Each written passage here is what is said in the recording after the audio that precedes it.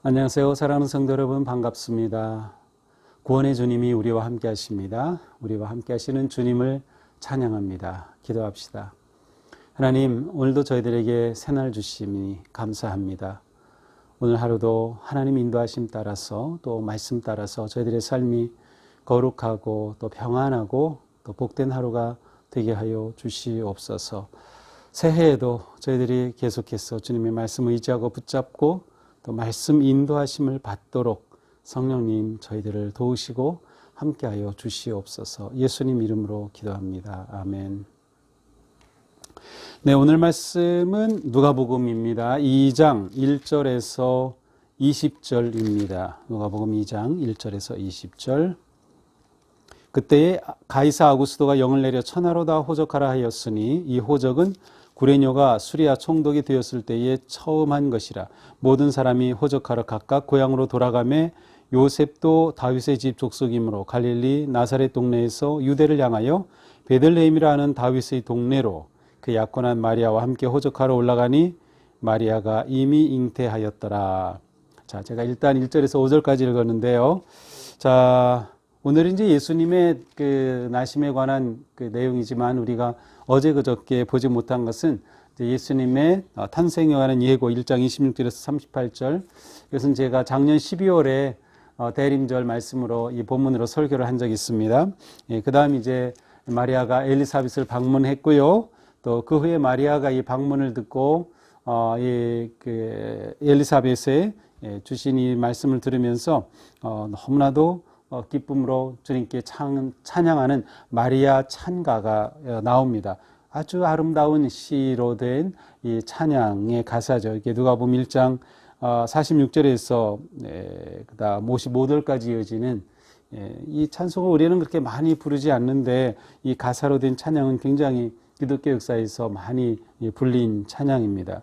그다음 이제 세례 요한이 출생한 이야기, 사가랴의 예언이 있고 나서 오늘 본문으로 이제 이어집니다. 예수님의 나심에 관한 말씀이죠. 자, 가이사 아구스도가 영을 내려서 모두 호적하라고 하였습니다. 가이사 아구스도는 제정 로마 시대 최초의 황제로 알려진 옥타비아누스 황제입니다. 이 옥타비아누스 황제가 바로 이 여기에 나오는 가이사 아구스도입니다. 자, 호적을 하라. 왜 호적을 하라고 했을까요? 호적하는 것은 물론 단순히 그 인구 통계를 위한 것도 있겠지만, 로마가 그 당시에 이제 도로망을 굉장히 확충하고 또 로마를 유지하기 위한 재정이 많이 필요했어요. 근데 재정을 충당하려면 세금을 거둬야죠.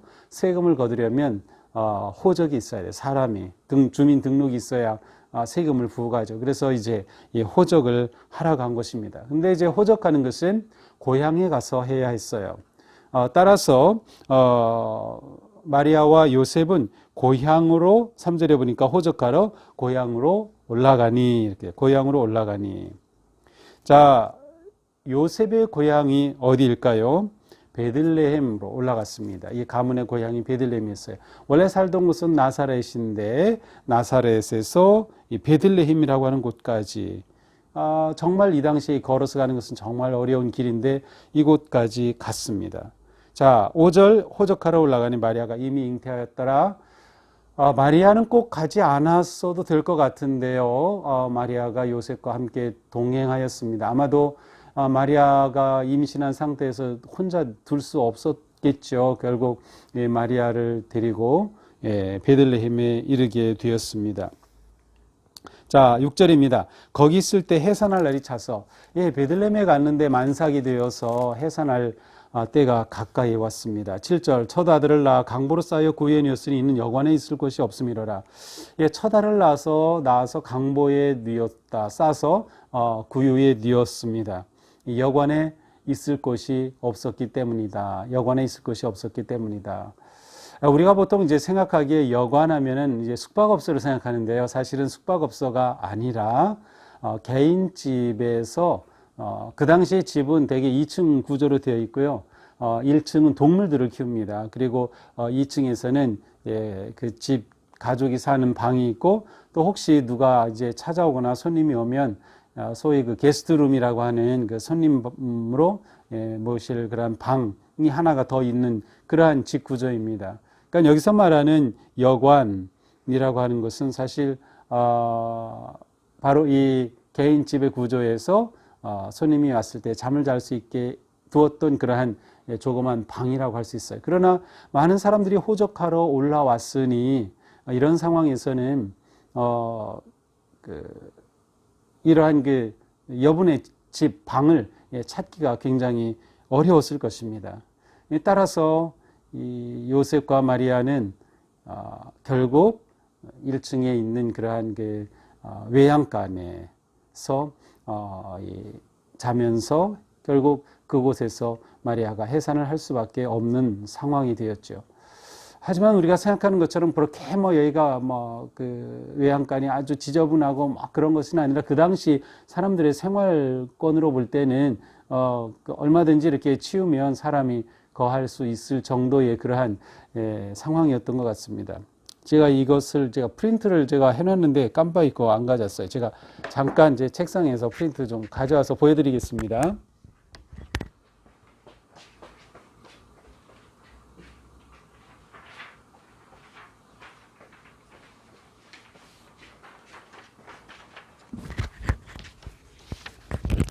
네, 여기 앞에 보이시나요? 네, 이렇게 그 당시의 집 구조입니다. 여기가 1층 이제 외양간이죠. 그리고 여기 2층, 주인이 사는 집, 아니면 그 손님이 왔을 때 머물 수 있는 객실. 여기서 여관이라고 한 단어, 이 단어는 객실이라는 뜻입니다. 그래서 그 당시에 집 구조가 이렇게 되어 있었어요. 그러니까, 여기 사람이 이미 차서 들어갈 곳이 없었고, 바로 여기에서 이제 마리아가 해산을 해서 말구유에 예수님을 강보에 싸서 뉘운 그러한 상황을 우리가 생각해 볼 수 있습니다.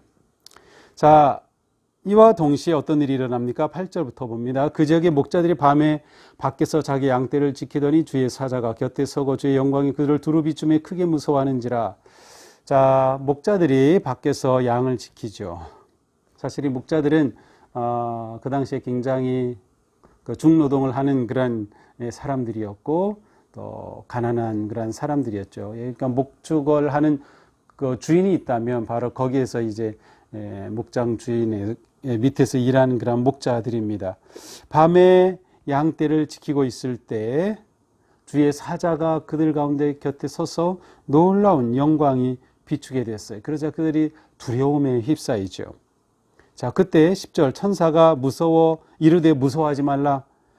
내가 온 백성에게 미칠 큰 기쁨의 좋은 소식을 너희에게 전하노라. 자, 천사가 이 목자들에게 두려워하지 마라. 온 백성에게 줄 정말 기쁜 소식을 전해준다. 이 기쁜 소식이 무엇이에요? 복음이죠. 복음, 복된 소식, 기쁜 소식 너희에게 전해준다. 유앙겔리온이란 말이죠. 자, 11절 그 내용입니다. 기쁜 소식의 내용. 오늘 다윗의 동네에 너희를 위하여 구주가 나셨으니 곧 그리스도 주시니라. 너희가 가서 강보에 쌓여 구유에 누워 있는 아기를 보리니 이것이 너희에게 표적이니라 하더니. 자, 너희에게 기쁜 소식이 있는데 그것은 바로 다윗의 동네에 구주가 나셨다. 구세주가 나셨다. 그렇게 기다리던 메시아가 나셨다. 그가 곧 그리스도 주시다. 메시아 주님이시다. 그러니까 너희는 가서 강보에 쌓여 구유에 누워 있는 아기를 보리니 이것이 너희에게 표징이다. 그러니까 목자들에게 천사를 통하여서 메시아가 태어났구나. 근데 이 메시아는 구유에 누워 있다고 하는 그러한 아주 특이한 말을 듣습니다. 그리고서 13절 호련히 수많은 천군이 그 천사들과 함께 하나님을 찬송하여 이르되 지극히 높은 곳에서는 하나님께 영광이요 땅에서는 하나님이 기뻐하시는 사람들 중에 평화로다 하니라. 우리 성탄절에 많이 듣는 그러한 말씀 또 가사 찬양이죠.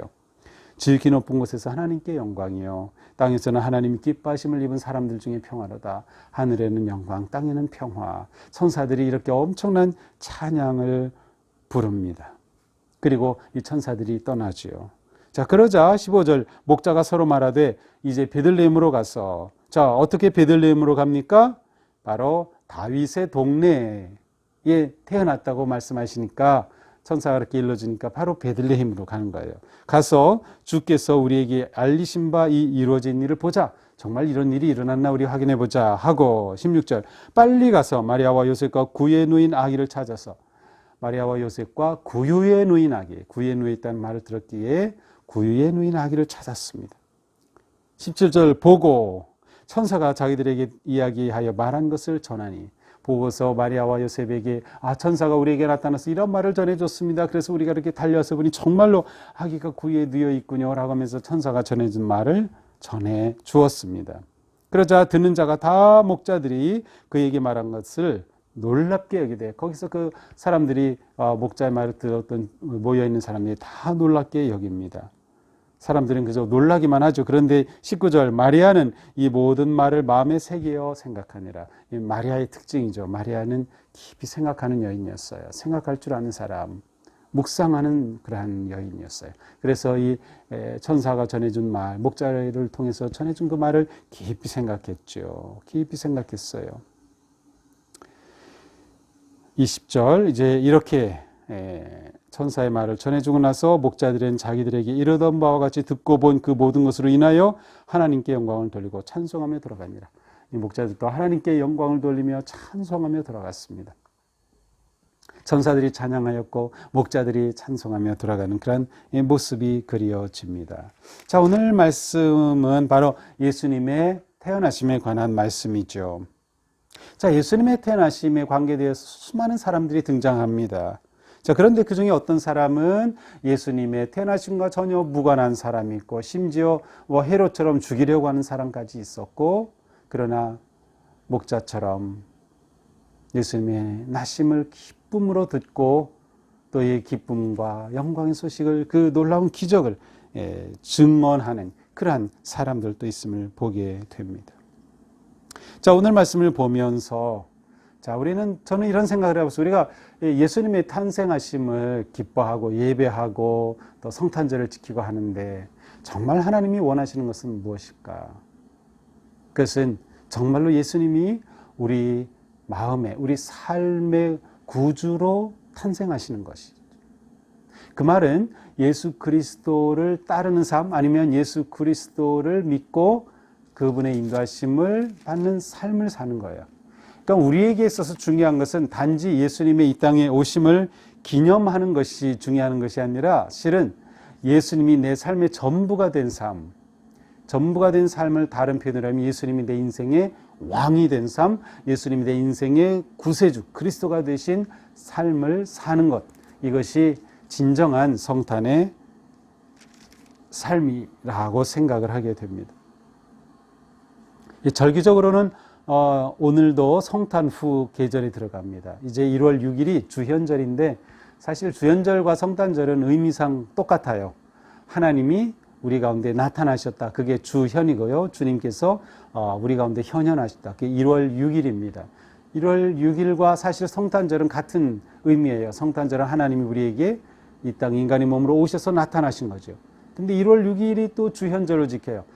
왜 1월 6일로 지킬까요? 사실 그 동방교회, 정통교회, 동방교회 중에는 1월 6일을 성탄절로 지키기도 합니다. 좀 놀랍죠? 12월 25일만이 아니라 1월 6일을 지키기도 해요. 이것은 두 전통이 있다는 것을 보여줘요. 그런데 이 두 전통을 다 무시할 수 없는 거예요. 하나로 합칠 수도 없고, 그래서 12월 25일 성탄절로 지키지만 1월 6일을 주현절로 지켜요.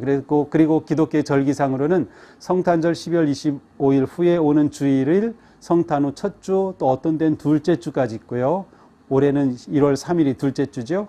그러나 주현절 1월 6일 이후에는 성탄절이라고 하지 않고 주현 후 몇 주 이런 식으로 나아가게 됩니다. 그래서 2월 중순까지 있는 그 사순절 시작되는 성회수혈까지가 이제 주현 후 몇 주로 나오게 되죠. 자, 그러니까 지금 우리는 성탄의 시간을 살고 있는 겁니다. 우리가 성탄의 시간을 제대로 산다는 것은 예수님과 온전히 함께하는 삶, 예수님을 온전히 따르는 예수님이 내 삶의 왕이고 그리스도이신 예수님이 전부인 삶을 사는 것이다 라는 거죠. 예수님은 이 땅에 아주 낮은 곳에 태어나셨어요. 하나님이신 그분이 구유에 오셨어요. 말구유에. 구유는 그냥 음식통이죠. 여물통이죠. 그런데 여기에 예수님이 오신 겁니다. 구유에 오신 것의 의미를 좀 생각하다 보면 이런 묵상도 가능해요. 예수님은 우리에게 생명의 빵으로 오신 거예요. 구유는 먹이통이죠. 예수님은 온 인류를 위한 생명의 먹잇감으로 오신 거예요. 우리를 위한 생명의 빵이신 예수 그리스도. 그러니까 우리가 성탄절과 함께 또 우리가 예배 가운데 그 성만찬을 행하는 것은 생명의 빵이신 예수 그리스도 그리고 부활의 주님이 함께 하심을 경험하는 놀라운 예식이 됩니다. 우리가 코로나로 인해 성찬을 제대로 못했는데 이제 새해부터는 우리가 온라인으로도 성찬을 하려고 준비하고 있어요. 그러니까 우리가 성찬을 아주 소중하게 여기는 것이죠. 예수님은 우리를 위해 낮은 곳에 오셨다. 우리를 위해 생명의 빵으로 떡으로 오셨다는 것. 결국 우리는 예수님을 어디서 경험할 수 있습니까? 낮은 곳에서 경험할 수 있고요. 예수님은 우리를 낮은 곳으로 부르신다는 것을 알 수 있습니다. 그래서 누가복음에서는 예수님이 목자들에게 천사들을 통하여 오신 소식이 전해졌던 거죠. 목자들, 버림받고 소외되고 낮은 그들에게 이 기쁜 소식이 먼저 전해졌어요. 성전에 있던 제사장들과 레위인들과 그 멋지고 잘난 사람들이 아니라 목자들에게 이 기쁜 소식이 전해졌다. 그들에게 기쁜 소식이 필요했거든요. 우리가 낮은 곳에 머물려고 하고 낮은 곳으로 갈 때 우리는 그곳에서 주님을 섬기고 또 주님을 만나게 될 것입니다. 예수님의 탄생이 우리에게 진정한 기쁨이고 진정한 희망이고 또 더 나아가서 오늘 말씀이 나오는 것처럼 사람들 중에 평화로다. 예수님 탄생이 우리에게 주신 선물, 가장 큰 선물은 바로 평화입니다. 오늘 하루도 우리의 삶에 이 평화가 넘치기를 축복합니다. 예수님을 내 마음에 모시고 내 삶의 구주로 영접하고 그리고 주님을 내 왕으로 섬기고 따를 때 주님 주시는 평화가 오늘도 우리의 삶에 충만한 복된 하루가 되기를 주님의 이름으로 축복합니다. 기도하겠습니다. 하나님, 오늘도 우리에게 예수님 탄생이 놀라운 신비와 기적과 하나님의 은총의 이야기를 다시금 듣습니다. 듣고 들어도 우리를 위해 이 땅에 오신 주님의 이 이야기는 너무도 가슴 벅차고 기쁜 희망의 소식입니다. 우리를 위해 이 땅에 오신 주님의 그 은혜와 사랑에 감사합니다. 낮은 곳에 오신 주님, 저희들도 주님을 본받고 낮은 곳으로 향하게 하여 주시옵소서. 우리를 위해 생명의 떡으로 오셨으니 우리가 이 귀한 생명의 떡을 세상에 전하게 하여 주시옵소서.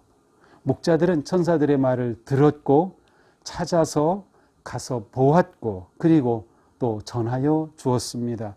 저희들도 이 목자들처럼 우리가 만난 주님, 우리 위에 오신 예수님을 만나고 경험하였으니 또 세상에 전하여 주는 이 복된 소식을 알리는 거룩한 삶 되게 하여 주시옵소서. 예수님 이름으로 기도합니다. 아멘.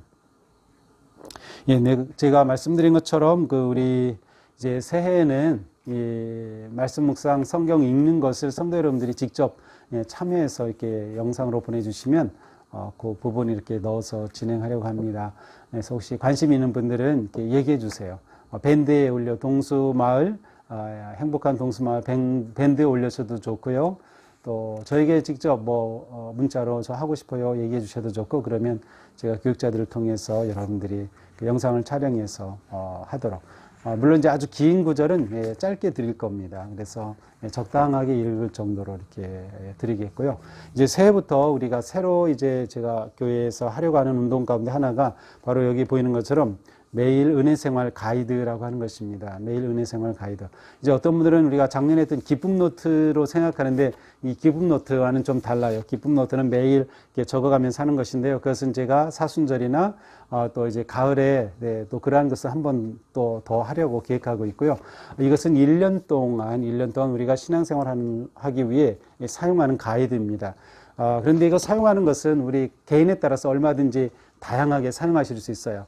하루 한 번 보실 수도 있고 일주일에 한 번 보실 수도 있는데 가능하면 하루에 한 번 보실 수 있도록 이 사용법을 제가 우리 밴드를 통해서 라이브로 사용법을 한번 강의라기보다는 여러분 같이 이제 다 하나씩 받으시면 그때 제가 이것을 어떻게 활용할지 안내해 드리려고 합니다. 그래서 여기 보면은 매일 우리가 사용할 수 있는 그런 기도문도 나와 있고요. 또 올해 우리가 외워야 될 암송 구절 한 달에 하나씩 지금도 하고 있죠. 그래서 그것도 있고요. 또 우리가 매주 예배 드린 것을 자기 스스로가 한번 통장, 믿음 통장처럼 이렇게 좀 정리하도록, 예를 들어 주일 예배를 드렸으면 첫 주 1월 3일 여기다 표시하는 거죠. 온라인으로 아니면 현장에서 드렸던 이렇게 내가 이렇게 예배 드렸다. 또 여기 보면 혹시 오후 예배나 또 프로그램이 있을 경우, 금요 은혜의 밤 참여했을 경우, 또 매일 말씀 묵상했을 경우, 이거는 이제 매일 체크는 하지 않고 한 주에 최소 4회 이상 했을 경우에는 여기에 이제 표시를 하는 거죠. 이렇게 전부 표시를 하면 1년 동안 내가 신앙생활 하는 것들을 이렇게 체크할 수도 있고요. 또 연말이 되면 한번 우리가 통장이니까 얼마나 포인트가 많이 쌓였는지 이렇게 계산해서 서로 축하도 하고 시상도 하고 할 그런 계획입니다. 그래서 일단은 이 매일 은혜생활 가이드를 꼭 한 권씩 다 가지도록 하셔야 되고요. 우리 교회 나오는 모든 사람들 누구나 다 한 권씩 가지실 수 있습니다. 그래서 준비가 되는 대로 요거 진행하는 것을 제가 설명해 드리도록 하겠습니다. 네, 오늘도 기쁜 하루 또 복된 하루가 되기를 축복합니다. 사랑합니다.